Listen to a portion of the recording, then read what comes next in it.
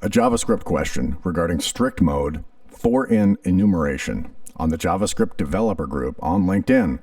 Question, what will be the output? And looks like it's unknown. The details are not quite known. We have here an object, literal fruits, 5 keys, each having the value 1. Below that, a for-in loop, let f in fruits. So each iteration of this loop, f will expose and will have the value of the key name in that object. And so the first iteration, f will be apple. Now we have we have a property accessor assignment. We get the 0 property off f. And what happens when that happens is we promote that string value to a string exotic object. Called toObject, it becomes a string exotic object.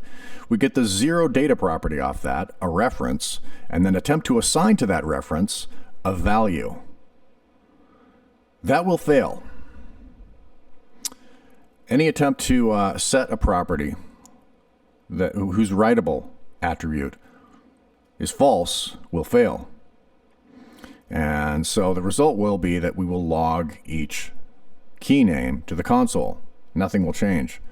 We will create a string value will be accessed. We will promote that to a string exotic object. We will get the reference of the 0 property, attempt to assign to that reference a value that will fail, and then we'll console.log f. However, in strict mode, that is not going to happen because in strict mode, when we attempt to make an assignment to the data properties on a string object, it results in type error. When that type error is thrown, the program will terminate. The type error will be thrown on the first iteration. So we create an object literal, that exists. The program then runs this for-in loop. F is accessed, F is exposed as apple. We get the 0 property, a reference. We attempt to assign to that property a value. That immediately blows up, and the program terminates immediately. Right after that, nothing is logged to the console. So the assertion that you can use strict mode and the choice is yours, the choice is mine, sure, but the difference is not inconsequential. There's a huge difference between the program actually logging things to the console and throwing a type error. And so we have the explanation down here of my explanation. The integer index data properties that correspond one-to-one to each character of the string, that's their code unit elements, have writable false. And this is under section 10.4.3, string exotic objects. Scroll up to section 10, down to 10.4. Yeah, so now we have these new built-in exotic object internal methods and slots. This is a new thing. We'll get to 10.4.3 in a sec. The spec defines several kinds of built-in exotic objects. These objects generally behave similar to ordinary objects, and I don't like this generally and similar. I don't like this language, except for a few specific situations. The following exotic objects use the ordinary object internal methods except where it is explicitly specified otherwise below. Okay, so we've got some exceptions here for bound functions and bound this and bound arguments. We've got call and construct. These are for bound functions. Array exotic object. And then we got down to strings.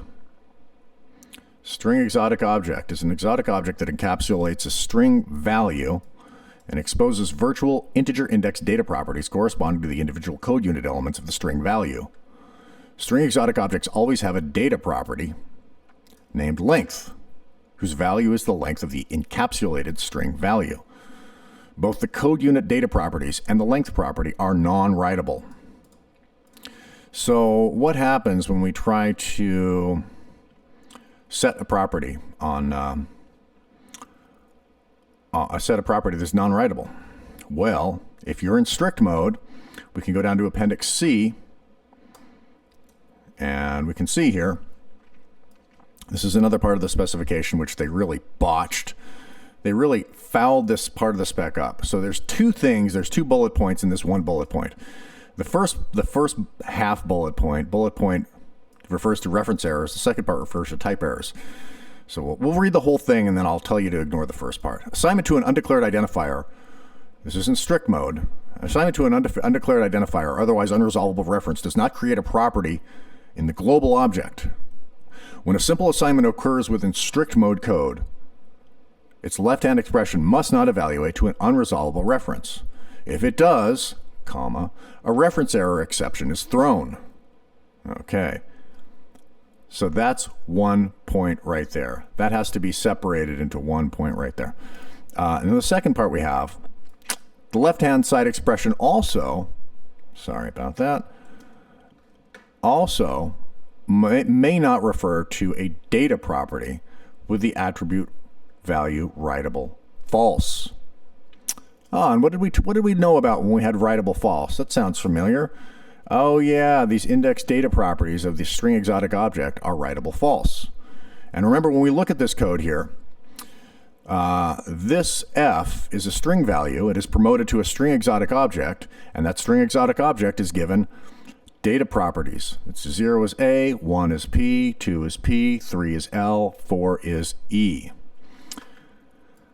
Okay, so let's read this sentence again. This left-hand side expression also may not refer to a data property with the attribute value writable false, to an accessor property with the attribute value set undefined, nor to an existent property of an object whose extensible internal slot is false. But we only really care about the first scenario here, a data property whose attribute is value false. In these cases, a type error exception is thrown. 13.15. That's what happens when you try to assign to a property that has writable false in strict mode. It results in a type error. So I hope that explains the nitty-gritty details so you can understand things a little more clearly in EcmaScript. I hope you learned something today. Thank you very much for watching.